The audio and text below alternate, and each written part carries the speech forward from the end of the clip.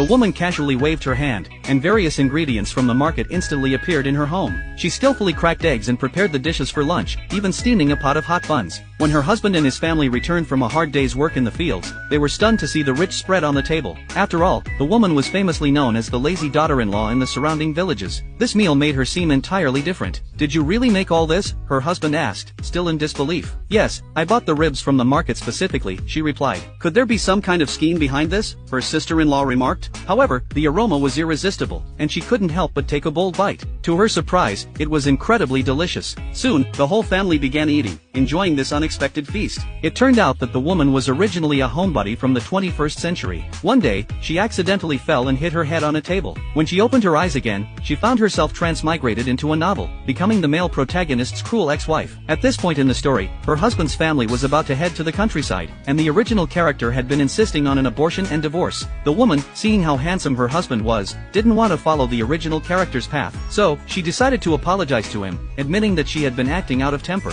However, her husband shook off her hand coldly and said, "Since we've agreed to divorce, I won't change my mind." But the woman wasn't going to give up on her handsome husband so easily. She took his hand and placed it on her belly, saying that she wouldn't have an abortion. Her husband, surprised, noticed how she had completely changed overnight. At this moment, her mother-in-law knocked on the door, calling them to dinner. The woman took the bowl of food from her and said, "Thank you." Her sister-in-law, astonished, said, "The sun must be rising in the west today. You're being so kind." The woman explained that it was her own fault before, causing a misunderstanding. She assured them she wasn't going to have an abortion. The mother-in-law was very happy and handed over all the family's money and belongings, saying they would go to the countryside the next day, and the woman would have to manage things at home. Her father-in-law added that if she didn't want the baby after it was born, she could contact his friend. Her sister-in-law, worried that the woman might deceive them, made her swear in front of them that she wouldn't run away with their money. The woman, however, said, "No need to swear. I'm going with all of you to the countryside. We are a family, and we should be together." It turned out that the husband was worried because the woman was so used to being chauffeured to and from shopping that he didn't think she could handle the hardships of the countryside.